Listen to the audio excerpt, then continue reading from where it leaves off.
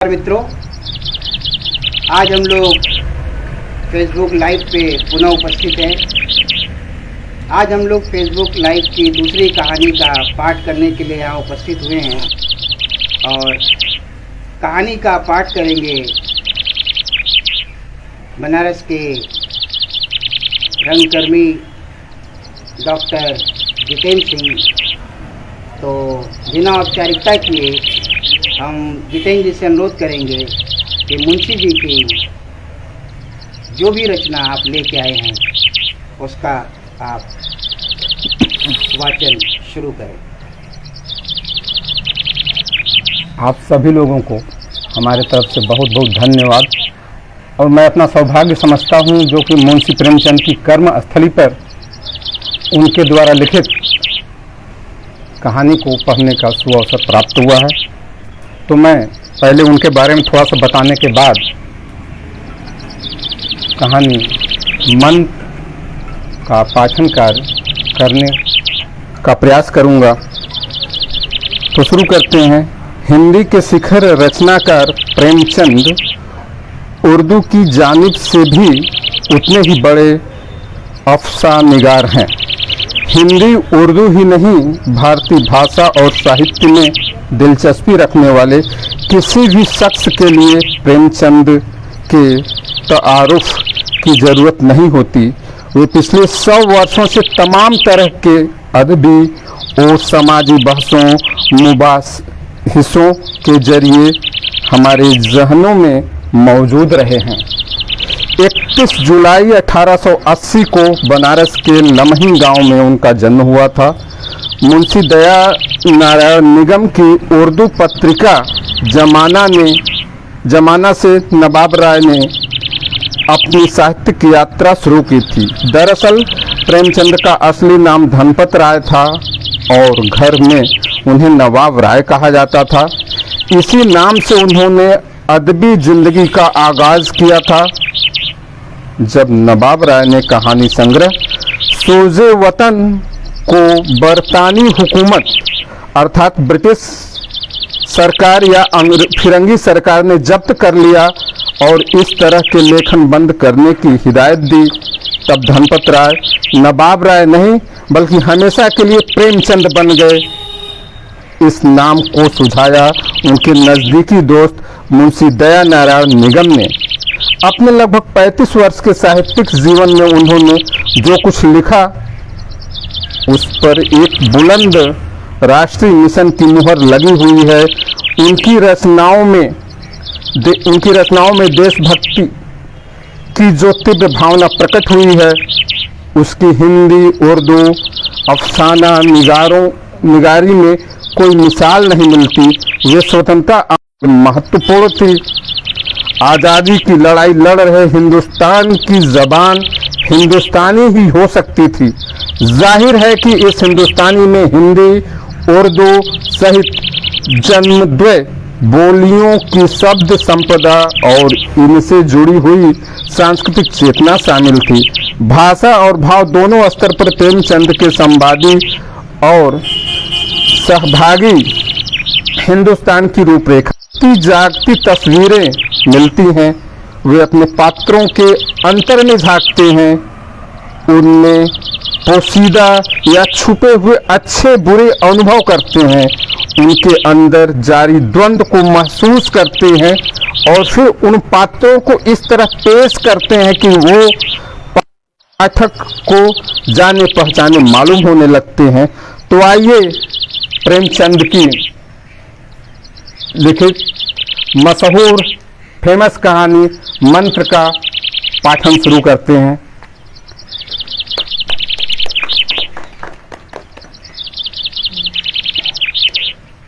यूं ही संध्या का समय था।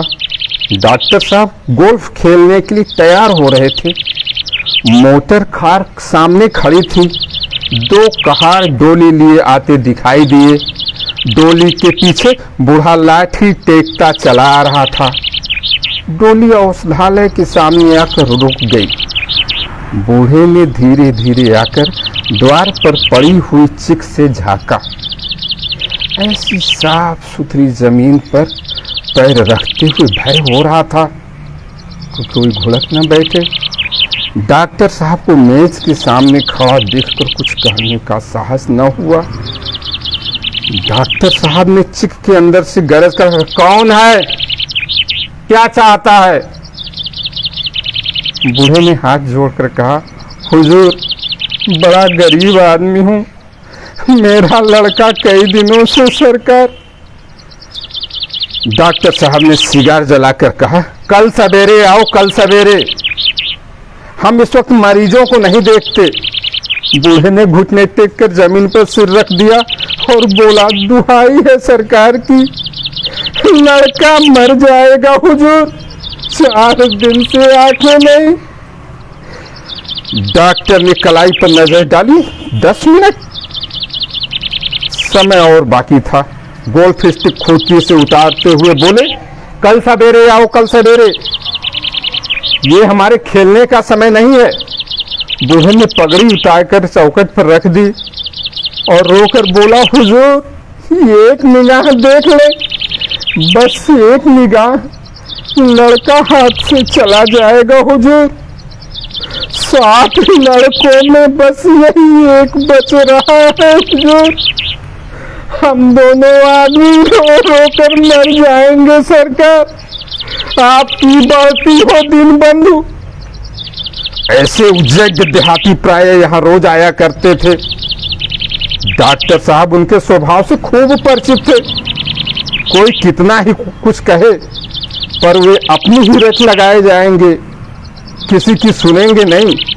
धीरे से चुक उठाई और बाहर निकल मोटर की तरफ चले।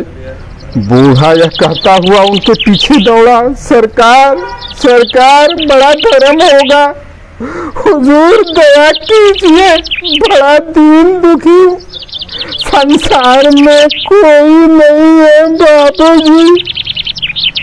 मगर डॉक्टर साहब ने उसकी ओर मुंह फरकर देखा तक नहीं। मोटर पर बैठकर बोले, कल सवेरे आना, कल सवेरे। मोटर चली गई।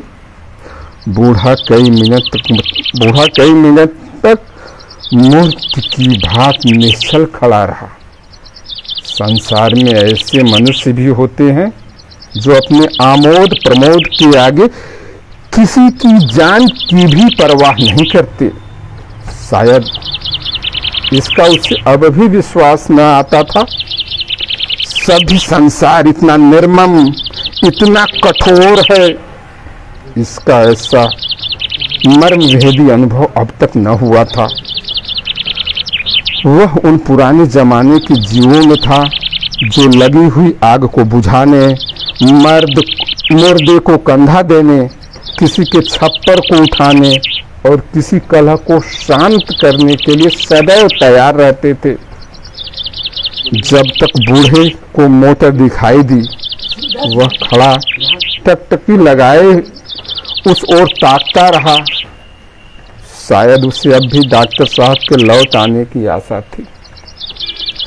फिर उसने कहारों से डोली उठाने को कहा। डोली जिधर से आई थी उधर ही चली गई। चारों ओर निराश होकर वह डॉक्टर चड्ढा के पास आया था। उनकी बड़ी तारीफ सुनी थी। यहाँ से निराश होकर फिर वह किसी दूसरे डॉक्टर के पास न गया। किस्मत ठोक ली। उसी रात हंसता खेलता 7 साल का बालक अपनी बाल लीला समाप्त करके इस संसार से सिधार गया।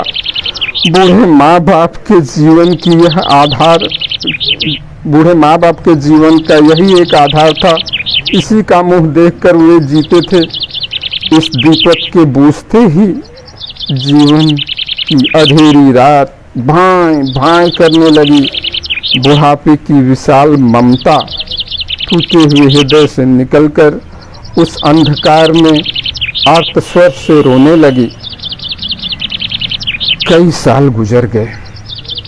डॉक्टर चड्ढा ने खूब यश और धन कमाया, लेकिन इसके साथ ही अपने स्वास्थ्य की रक्षा भी की, जो एक असाधारण बात थी।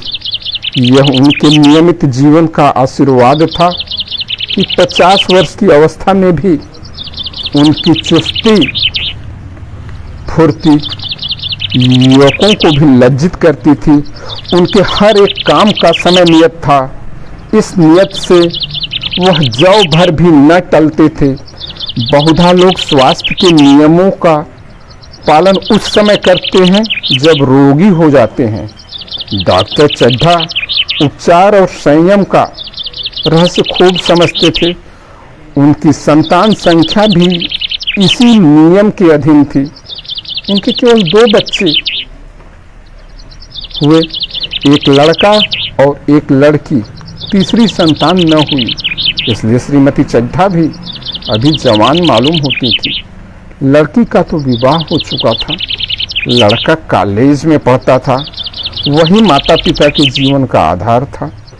शील और विनय का पुतला, बड़ा रसिक, बड़ा ही उदार, विद्यालय का गौरव, युवक समाज की शोभा, मुखमंडल से तेज की छटा सी निकलती थी।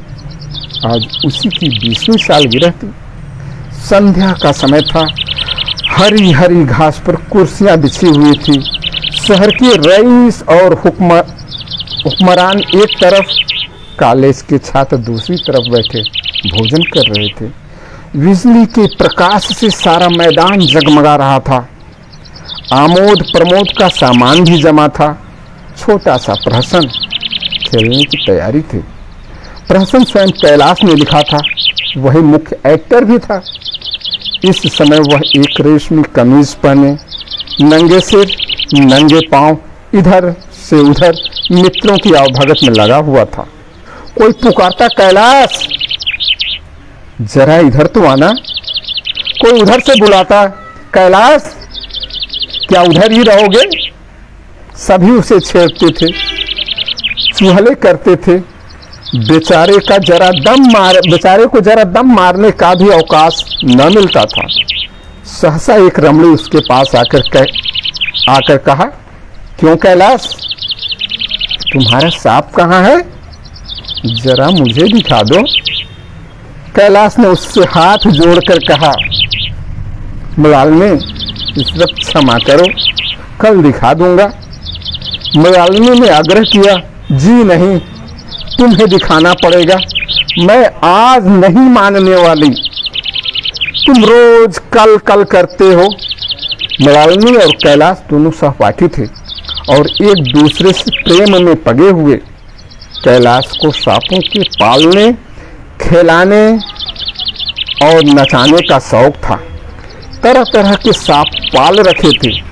उनके स्वभाव और चरित्र की परीक्षा करता रहता था। थोड़े दिन हुए उसने विद्यालय में सांपों का एक मार्के का व्याख्यान दिया था। सांपों को नचाकर दिखाया भी था। प्राणी शास्त्र के बड़े बड़े पंडित भी यह व्याख्यान सुनकर दंग रह गए थे। यह विद्या उसने बूढ़े सपेरे से सीखी थी।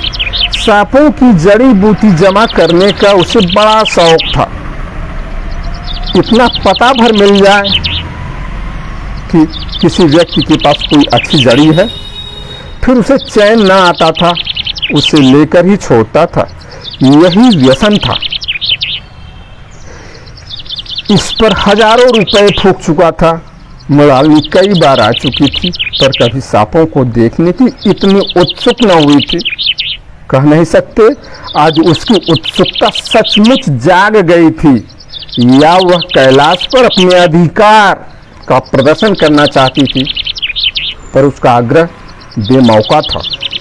उस कोठरी में कितनी भीड़ लग जाएगी, भीड़ को देखकर सांप कितने चौंकेंगे और रात के समय उन्हें छेड़ा जाना कितना बुरा लगेगा। इन बातों का उसे जरा भी ध्यान न आया। कैलाश ने कहा, नहीं, कल जरूर दिखा दूंगा। इस वक्त अच्छी तरह दिखा भी तो न सकूंगा। कमरे में तिल रखने भर की जगह न मिलेगी। एक महाशय ने छेड़कर कहा, दिखा क्यों नहीं देते, जरा सी बात के लिए इतनी टाल मटोल कर रहे हो। मिस गोविंद, हरगिज न मानना, देखे कैसे नहीं दिखाते। दूसरे महाशय ने और रद्दा चढ़ा दिया। मिस गोविंद इतनी सीधी और भोली है, तभी आप इतना मिजाज करते हो। अजी दूसरी सुंदरी होती ना तो इसी बात पे बिगड़ खड़ी होती। तीसरे साहब ने मजाक उड़ाया, अजी बोलना छोड़ देती। भला कोई बात है, इस पर आपका दावा है कि मृणालिनी के लिए हाजिर है। मृणालिनी ने देखा कि ये सोहदे उस पर रंग चढ़ा रहे हैं तो बोली, आप लोग मेरी वकालत ना करें, मैं अपनी वकालत कर लूंगी। मैं इस वक्त सांपों का तमाशा नहीं देखना चाहती, चलो छुट्टी हुई। इस पर मित्रों ने ठहाका लगाया। एक साहब बोले, देखना तो आप सब कुछ चाहें पर कोई दिखाए भी तो। कैलाश को मृणालिनी की झेपी हुई सूरत देखकर मालूम हुआ कि इस वक्त उसका इनकार वास्तव में उसे बुरा लगा है। ज्यों ही प्रीति भोज समाप्त हुआ और गाना शुरू हुआ, उसने मृणालिनी और अन्य मित्रों को सांपों के देखने के सामने ले जाकर महुअर बजाना शुरू किया। फिर एक एक खाना खोलकर एक एक सांप को निकालने लगा। वाह क्या कमाल था! ऐसा जान पड़ता था कि कोई उसकी एक एक बात, उसके मन का एक एक भाव समझते हैं। किसी को उठा लिया, किसी को गर्दन में डाल लिया, किसी को हाथ में लपेट लिया।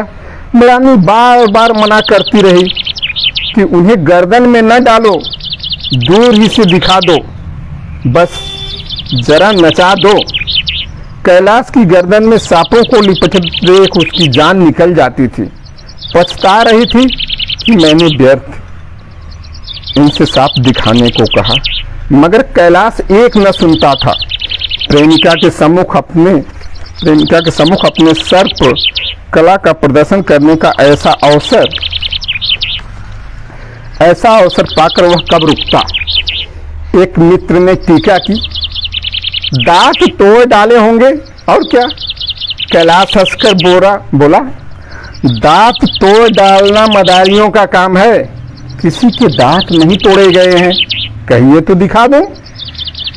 कहकर उसने एक काले सांप को पकड़ लिया और बोला, मेरे पास इससे बड़ा और जहरीला सांप दूसरा नहीं है। अगर किसी को काट ले तो आदमी आनन फानन में मर जाए, लहर भी न आए। इसके काटे का मंत्र नहीं, इसके दांत दिखा दो। मृणालिनी ने उसका हाथ पकड़ कहा, नहीं कैलाश, ईश्वर के लिए इसे छोड़ दो, तुम्हारे पैरों पड़ती हूँ। इस पर दूसरे मित्र बोले, मुझे तो विश्वास नहीं आता, लेकिन तुम कहते हो तो मान लूंगा। कैलाश ने सांप की गर्दन पकड़कर कहा, नहीं साहब, आप आंखों से देखकर मानिए। दांत तोड़कर बस में किया तो क्या किया। सांप बड़ा समझदार होता है, अगर उसे विश्वास हो जाए तो कि इस आदमी से मुझे कोई हानि न पहुंचेगी तो वह उसे हरगिज न काटेगा। मृणालिनी ने जब देखा कि कैलाश पर इस वक्त भूत सवार है तो उसने तमाशा न करने के विचार से कहा, अच्छा भाई, अब यहाँ से चलो, देखो गाना शुरू हो गया है, आज मैं भी कोई चीज सुनाऊंगी। यह कहते हुए उसने कैलाश का कंधा पकड़कर चलने का इशारा किया और कमरे से निकल गई। मगर कैलाश विरोधियों का शंका समाधान करके ही दम लेना चाहता था। उसने सांप की गर्दन जोर से दबाई, इतनी जोर से दबाई कि उसका मुंह लाल हो गया, देह की सारी नसें तन गई। सांप ने अब उसके हाथों में ऐसा व्यवहार न देखा था। उसकी समझ में न आता कि वह मुझसे क्या चाहते हैं। उसे शायद भ्रम हुआ कि यह उसे मार डालना चाहते हैं, अतएव वह आत्मरक्षा के लिए तैयार हो गया। कैलाश ने उसकी गर्दन खूब दबाकर मुंह खोल दिया और उसके जहरीले दांत दिखाते हुए बोला, जिन सज्जनों को शक हो आकर देख लें। आया विश्वास या अब भी कुछ शक है? मित्रों ने आकर उसके दांत देखे और चकित हो गए। प्रत्यक्ष प्रमाण के सामने संदेह को स्थान कहाँ। मित्रों का शंका निवारण कैसे करके कैलाश ने सांप को गर्दन की ढीली कर दी और उसे जमीन पर रखना चाहा, पर वह काला गेहुअन क्रोध से पागल हो रहा था। गर्दन नरम पड़ते ही उसने सिर उठाकर कैलाश की उंगली में जोर से काटा और वहां से भाग लिया। कैलाश की उंगली से टप टप खून टपकने लगा। उसने जोर से उंगली दबा ली और अपने कमरे की तरफ दौड़ा। वहां मेज की दराज में एक जड़ी रखी हुई थी जिसे पीसकर लगा देने से घातक विष भी रफू हो जाता था। मित्रों में हलचल बढ़ गई। बाहर महफिल में खबर हुई। डॉक्टर साहब घबरा कर दौड़े। फौरन उंगली की जड़ कसकर बांधी गई और जड़ी पीसने के लिए दी गई। डॉक्टर साहब जड़ी के कायल न थे। वह उंगली का दसा भाग नस्तर से काट देना चाहते, मगर कैलाश को जड़ी पर पूरा विश्वास था। मलालिनी पियानो पर बैठी हुई थी। यह खबर सुनते ही दौड़ी और कैलाश की उंगली से टपकते हुए खून को रुमाल से पोंछने लगी। जड़ी पीसी जाने लगी। उसी 1 मिनट में कैलाश की आंख झपकने लगी। ओठों पर पीलापन दौड़ने लगा, यहाँ तक कि वह खड़ा न रह सका, फर्श पर बैठ गया। सारे मेहमान कमरे में जमा हो गए। कोई कुछ कहता, कोई कुछ। इतने में जड़ी पीस कर आ गई। मलालिनी ने उसे लेप कर दिया। 1 मिनट और बीता। कैलाश की आंखें बंद हो गई। वह लेट गया और हाथ से पंखा झलने का इशारा किया। माँ दौड़कर उसका सिर अपने गोद में रख लिया और बिजली का टेबल फैन लगा दिया। डॉक्टर साहब झुककर पूछा, कैलाश कैसी तबीयत है? कैलाश ने धीरे से हाथ उठा दिया, मगर कुछ बोल न सका। मृणालिनी ने करुण स्वर में कहा, क्या जड़ी कुछ असर न करेगी? डॉक्टर साहब ने सिर पकड़कर कहा, क्या बताऊं? मैं इसकी बातों में आ गया। अब तो नस्तर से भी कुछ न फायदा होगा। आधा घंटे तक यही हाल रहा। कैलाश की दशा प्रतिक्षण बिगड़ती जाती थी, यहाँ तक कि उसकी आंखें पथरा गई, हाथ पांव ठंडे हो गए, मुख की कांति मलिन पड़ गई, नाड़ी का कहीं पता नहीं। मौत के सारे लक्षण दिखाई देने लगे। घर में कोहराम मच गया। मलालिनी एक और सिर पीटने लगी। माँ अलग पछाड़े खाने लगी। डॉक्टर चड्ढा को मित्रों ने पकड़ लिया, नहीं तो वह नस्तर अपनी गर्दन में मार लेते। एक महाशय बोले, कोई मंत्र झाड़ने वाला मिले तो संभव है अब भी जान बच जाए। एक मुसलमान सज्जन ने इसका समर्थन किया, अरे साहब, कब्र में पड़ी हुई लाशें जिंदा हो गई हैं, ऐसे बकमाल पड़े हुए हैं। डॉक्टर चड्ढा बोले, मेरी अक्ल पर पत्थर पड़ गया था कि इसकी बातों में आ गया। नस्तर लगा देता तो ये नौबत क्यों आती। बार बार समझाता रहा कि बेटा सांप न पालो, मगर कौन सुनता था। अभी बुलाइए, किसी झाड़ फूक करने वाले को ही बुलाइए, मेरा सब कुछ ले ले, मैं अपनी सारी जायदाद उसके पैरों में रख दूंगा, लंगोटी बांध कर निकल जाऊंगा। मगर मेरा कैलाश, मेरा प्यारा कैलाश उठ बैठे।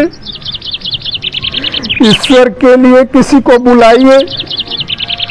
एक महाशय का किसी झाड़ने वाले से परिचय था। वह दौड़कर उसे बुला लाए, मगर कैलाश की सूरत देखकर उसे मंत्र चलाने की हिम्मत न पड़ी। बोला, अब क्या हो सकता है सरकार, जो कुछ होना था हो चुका। अरे ये क्यों नहीं कहता कि जो कुछ न होना था हो चुका, जो कुछ होना था वह कहाँ हुआ। माँ बाप ने बेटे का चेहरा कहाँ देखा। मृणालिनी का कामना तरु क्या पल्लव और पुष्प से रंजित हो उठा। मन के वह स्वर्ण स्वप्न जिनमें जीवन आनंद का स्रोत बना हुआ था, क्या पूरे हो गए? जीवन के नृत्यमय तारिका मंडित सागर में आमोद की बहार लूटते हुए क्या उसकी नौका जलमग्न नहीं हो गई? जो न होना था वह हो गया। वही हरा भरा मैदान था, वही सुनहरी चांदनी एक निःशब्द संगीत की भांति प्रकृति की छाई हुई थी। वही मित्र समाज था, वही मनोरंजन के सामान थे, मगर जहाँ हास्य की ध्वनि थी वहाँ अब करुण क्रंदन और अश्रु प्रवाह था।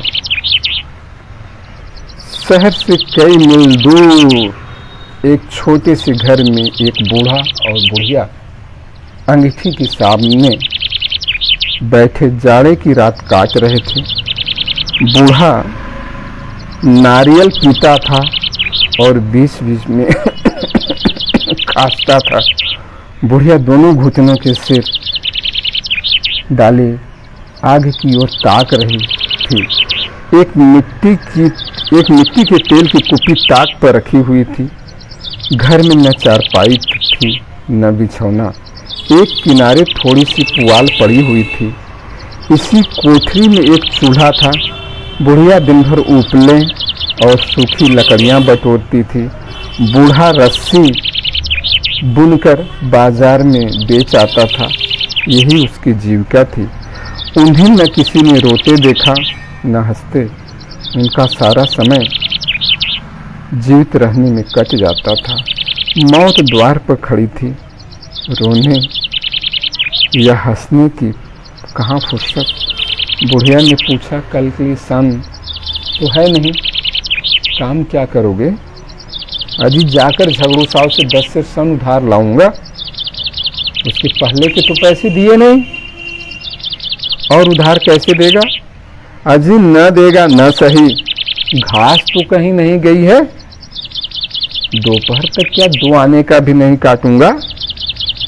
इतने में एक आदमी ने द्वार पर आवाज दी, भगत भगत, सो गए क्या? अजी जरा किवाड़ तो खोलो। भगत ने उठकर किवाड़ खोल दिए। एक आदमी ने अंदर आकर कहा, कुछ सुना? डॉक्टर बाबू के लड़के को सांप ने काट लिया। भगत ने चौंक कर कहा, चड्ढा बाबू के लड़के को? वही चड्ढा बाबू है ना, जो छावनी के बंगले में रहते हैं? हाँ हाँ वही। पूरे शहर में हल्ला मचा हुआ है, जाते हो तो जाओ, आदमी बन जाओगे। बूढ़े ने कठोर भाव से सिर हिलाकर कहा, मैं नहीं जाता, मेरी बला जाए। वही चलता है, खूब जानता हूं। भैया को लेकर उन्हीं के पास गया था। खेलने जा रहे थे, पैरों पर गिर पड़ा कि एक नजर देख लीजिए, मगर सीधे मुंह बात तक न की। भगवान बैठे सुन रहे थे। अब जान पड़ेगा कि बेटे का गम कैसा होता है। कई लड़के हैं? नहीं जी, यही तो एक लड़का था। सुना है सबने जवाब दे दिया। भगवान बड़ा कारसाज है। उस वक्त मेरे आंखों से आंसू निकल पड़े थे, पर उन्हें तनिक भी दया नहीं आई थी। मैं तो उनके द्वार पे होता तो भी बात न पूछता। तो न जाओगे? हमने जो सुना था सो कह दिया। अच्छा किया, अच्छा किया। कल आंखें ठंडी हो गई। अरे उसका लड़का भी ठंडा हो गया होगा। तुम जाओ, आज चैन की नींद सोऊंगा। जरा तम्बाकू दे दो, एक चिलम और पीऊंगा। अब मालूम होगा साहब को, सारी साहिबी निकल जाएगी। हमारा क्या बिगड़ा? अभी लड़के के मर जाने से कुछ राज तो नहीं चला गया। जहां 6 बच्चे गए थे वहां एक और चला गया। तुम्हारा तो राज सुना हो जाएगा, उसी के वास्ते सबका गला दबा दबा कर जोड़ा था न। अब क्या करोगे? एक बार देखने जाऊंगा, पर कुछ दिन बाद मिजाज का हाल पूछूंगा। आदमी चला गया। भगत ने किवाड़ अंदर से बंद कर लिए, तब चिलम पर तमाकू रखकर पीने लगा। बुढ़िया ने कहा, इतनी रात गए जाड़े पाले में कौन जाएगा? अरे दोपहर ही होता तो मैं न जाता, सवारी दरवाजे पर लेने आती तो भी मैं ना जाता। भूल नहीं गया हूँ, पन्ना की सूरत आज भी आंखों में फिर रही है। अजी इसी निर्दयी ने उसे एक नजर तक नहीं देखा था। क्या मैं न जानता था कि वो न बचेगा? खूब जानता था। अजी चड्ढा भगवान नहीं थे कि उनके एक निगाह देख लेने से अमृत बरस जाता। नहीं, खाली मन की दौड़ थी, जरा तसल्ली हो जाती बस, इसीलिए उनके पास दौड़ा गया था। अब किसी दिन जाऊंगा और कहूंगा, क्यों साहब, अजी कहिए क्या रंग है? दुनिया बुरा कहेगी, कहे, कोई परवाह नहीं। अजी छोटे आदमी में ही तो सारे ऐब होते हैं, बड़ों में कोई ऐब नहीं होता। देवता होते हैं, देवता। भगत के लिए जीवन में यह पहला अवसर था कि ऐसा समाचार पाकर वह बैठा रह गया हो। 80 वर्ष के जीवन में अभी ऐसा कभी न हुआ था कि सांप की खबर पाकर वह दौड़ा न गया हो। माघ पूस की अंधेरी रात, चैत वैसाख की धूप व लू, सावन भादों की चढ़ी हुई नदी और नाले, किसी की उसने कभी परवाह न की। वह तुरंत घर से निकल पड़ता था, निस्वार्थ, निष्काम। लेन देन का विचार कभी दिल में आया नहीं। यह ऐसा काम ही न था, जान का मूल्य कौन दे सकता है। यह एक पूरी कार्य था। सैकड़ों निराशों को उसके मंत्रों ने जीवन दान दिया था, पर आज घर से कदम नहीं निकाल सका। यह खबर सुनकर सोने जा रहा है। बुढ़िया ने कहा, तमाकू अंगीठी के पास रखी हुई है, उसके भी आज 2.5 पैसे हो गए, देती ही न थी। बुढ़िया यह कर लेती। बुढ़िया हो रहा था कि उसकी कोई चीज खो गई है, जैसे सारे कपड़े गीले हो गए हैं या पैरों में कीचड़ लगा हुआ है, जैसे उसके मन में कोई बैठा हुआ उसे घर से निकालने के लिए कुरेद रहा है। बुढ़िया जरा देर से खर्राटे लेने लगी। बूढ़े बात करते करते सोते हैं और जरा सा खटका होते ही जागते हैं। तब भगत उठा, अपनी लकड़ी उठा ली और धीरे धीरे किवाड़ खोले। बुढ़िया ने पूछा, कहाँ जाते हो? कहीं नहीं, देखता हूँ कितनी रात है। अभी बहुत रात है, सो जाओ। नींद नहीं आती। नींद काहे को आएगी?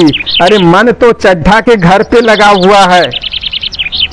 अजी चड्ढा ने मेरे साथ कौन सी नेकी कर दी जो वहां जाऊं? वो आके पैरों पड़े न तो भी मैं ना जाऊं। अजी उठे तो तुम इसी इरादे से हो? नहीं री, ऐसा पागल भी नहीं हूं जो मुझे काटे बोए उसके लिए फूल बोता फिरूं। बुढ़िया फिर सो गई। भगत ने किवाड़ लगा दिए और फिर आकर बैठा, पर उसके मन की कुछ ऐसी दशा थी जो बाजे की आवाज कान में पड़ते ही उपदेश सुनने वालों की होती है। आंखें चाहे उपदेशक की हों की ओर हों, पर कान बाजे की ओर होते हैं। दिल में भी बाजे की ध्वनि गूंजती रहती है। शर्म के मारे जगह से नहीं उठता। निर्दयी प्रतिघात का भाव भगत के लिए उपदेशक था, पर हृदय उस अभागे युवक की ओर था जो इस समय मर रहा था, जिसके लिए एक एक पल विलंब घातक था। उसने फिर किवाड़ खोले इतनी धीरे से कि बुढ़िया को खबर न हुई, बाहर निकल आया। उसी वक्त गांव का चौकीदार गश्त लगाता रहा। बोला, कैसे उठे भगत? आज तो बड़ी सर्दी है, कहीं जा रहे हो क्या? भगत ने कहा, नहीं जी, जाऊंगा कहाँ, देखता था अभी कितनी रात है।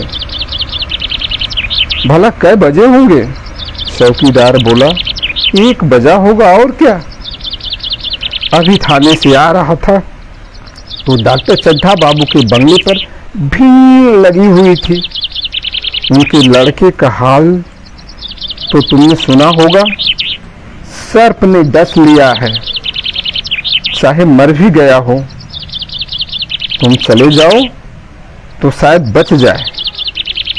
सुना है 10,000 देने को तैयार है। भगत, मैं तो न जाऊं, चाहे वह 10 लाख भी दे।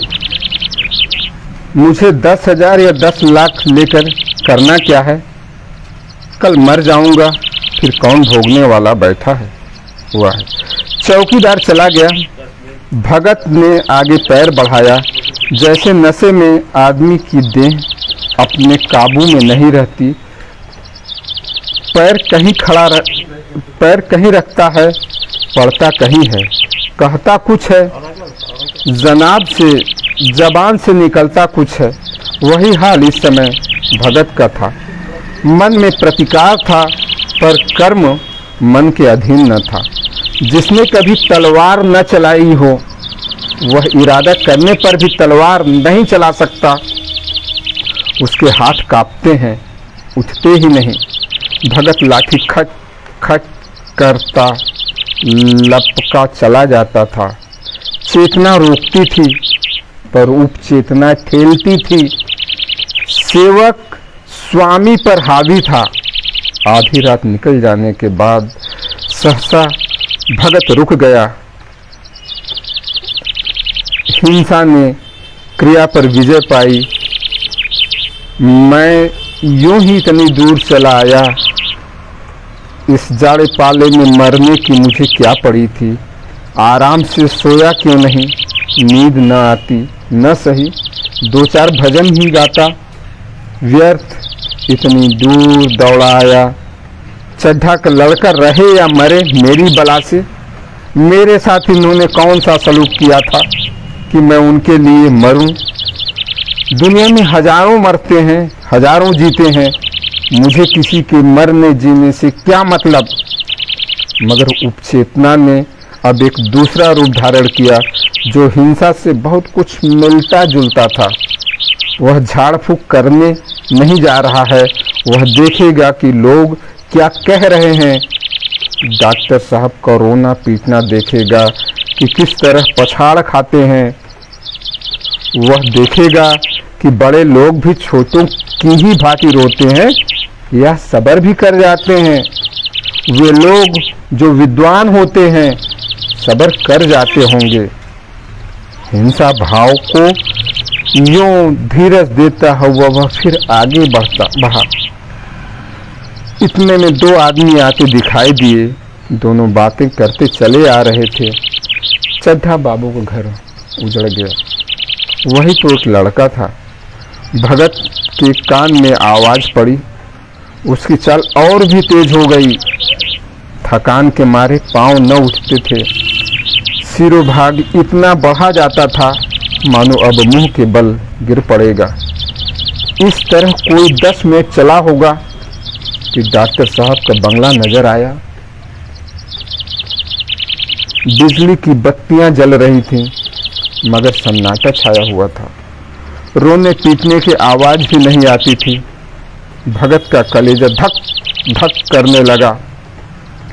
कहीं मुझे बहुत देर तो नहीं हो गई? वह दौड़ने लगा। अपनी उम्र में वह इतना तेज कभी न दौड़ा था। बस यही मालूम होता था मानो उसके पीछे मौत दौड़ी आ रही है। 2 बज गए थे। मेहमान विदा हो गए थे। रोने वालों में केवल आकाश के तारे रह गए थे। और सभी रो रो कर थक गए थे। बड़ी उत्सुकता के साथ लोग रह रहकर आकाश की ओर देखते थे कि किसी तरह सुबह हो और लाश गंगा की गोद में दी जाए। सहसा भगत ने द्वार पर पहुंचकर आवाज दी, डॉक्टर साहब। समझे कोई मरीज आया होगा। किसी और दिन उन्होंने उस आदमी को धुतकार दिया होता, मगर आज बाहर निकल आए, देखा एक बूढ़ा आदमी खड़ा है, कमर झुकी हुई है, पोपला मुंह, भौहें तक सफ़ेद हो गई थी, लकड़ी के सहारे काँप रहा था। बड़ी नम्रता से बोले, क्या है भाई? आज तो हमारे ऊपर ऐसी मुसीबत पड़ गई है कि कुछ कहते नहीं बनता। फिर कभी आना। इधर 1 महीना तक शायद मैं किसी मरीज को न देख सकूंगा। भगत ने कहा, सुन चुका हूँ बाबूजी, इसीलिए आया हूँ। भैया कहाँ है? जरा मुझे दिखा दीजिए। भगवान बड़ा कारसाज है, मुर्दे को भी जिला सकता है। कौन जाने अब भी उसे दया आ जाए। चड्ढा ने व्यथित स्वर से कहा, चलो देख लो। मगर 3-4 घंटे हो गए, जो कुछ होना था हो चुका। बहुत तेरे झाड़ फूक करने वाले आए, देख देख कर चले गए। डॉक्टर साहब को आशा तो क्या होती, हाँ बूढ़े पर दया आ गई। अंदर ले गए। भगत ने लाश को 1 मिनट तक देखा, तब मुस्कुराकर बोला, अभी कुछ नहीं बिगड़ा है बाबूजी। वो नारायण चाहेंगे तो आधे घंटे में भैया उठ बैठेगा। आप नाहक दिल छोटा कर रहे हैं। जरा कहारों से कहिए पानी तो भरे। कहारों ने पानी भर भर कर कैलाश को नहलाना शुरू किया। पाइप बंद हो गया था। कहारों की संख्या अधिक न थी, इसलिए मेहमानों ने अहाते के बाहर कुएं से पानी भर भर कर कहारों को दिया। मृणालिनी कलसा लिए पानी ला रही थी। बूढ़ा भगत खड़ा मुस्कुरा मुस्कुरा कर मंत्र पढ़ रहा था, मानो विजय उसके सामने खड़ी है। जब एक मंत्र समाप्त हो जाता, तब वह एक जड़ी कैलाश को सुंघा देता। इस तरह न जाने कितने घड़े कैलाश के सिर पर डाले गए और न जाने कितनी बार भगत ने मंत्र फूका। आखिर जब उषा ने अपनी लाल लाल आँखें खोली, तो कैलाश की भी लाल लाल आँखें खुल गईं। एक क्षण में उसने अंगड़ाई ली और पानी पीने को मांगा। डॉक्टर चड्ढा ने दौड़कर नारायणी को गले लगा लिया। नारायणी दौड़कर भगत के पैरों पर गिर पड़ी और मृणालिनी के सामने आंखों में आंसू भरे पूछने लगी, अब कैसी तबीयत है कैलाश? एक क्षण में चारों तरफ खबर फैल गई। मित्रगण मुबारकबाद देने आने लगे। डॉक्टर साहब बड़े श्रद्धा भाव से हर एक के सामने भगत का यश गाते फिरते। सभी लोग भगत के दर्शनों के लिए उत्सुक हो उठे। मगर अंदर जाकर देखा तो भगत का कहीं पता न था।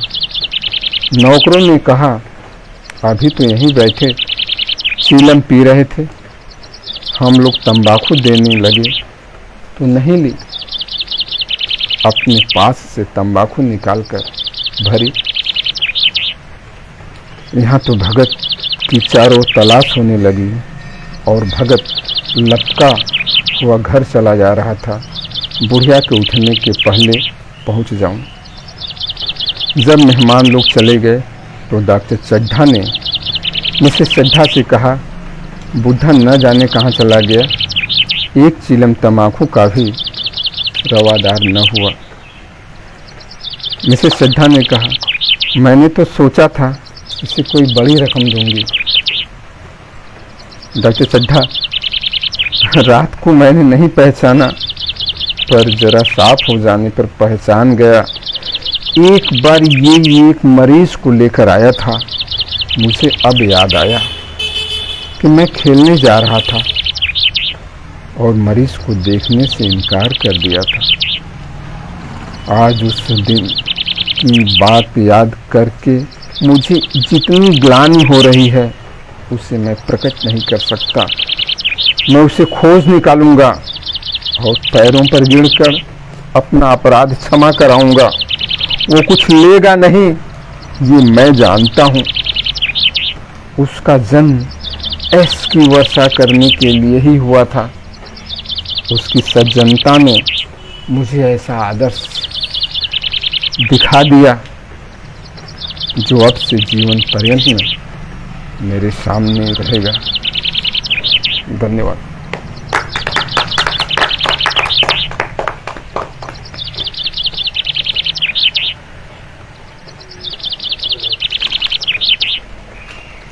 तो ये थी कथा सम्राट मुंशी प्रेमचंद की कहानी मन,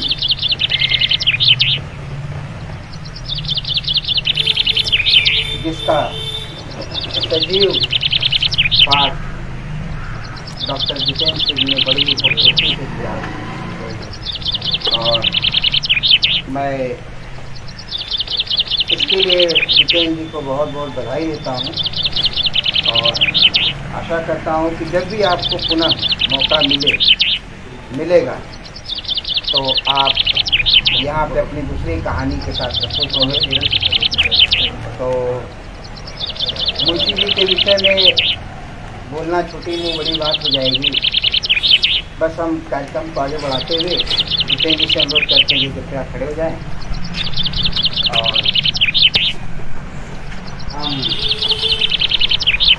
इस आयोजन के सूत्रधार कर्ता धर्ता परम आदरणीय राजीव जी से अनुरोध करते हैं कि जितेंद्र जी का अंगवस्त्रम उड़ाकर इनका स्वागत करें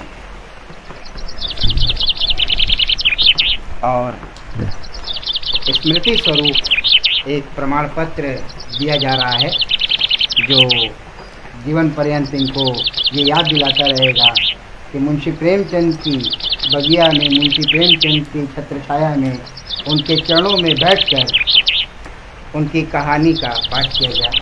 बहुत बहुत धन्यवाद।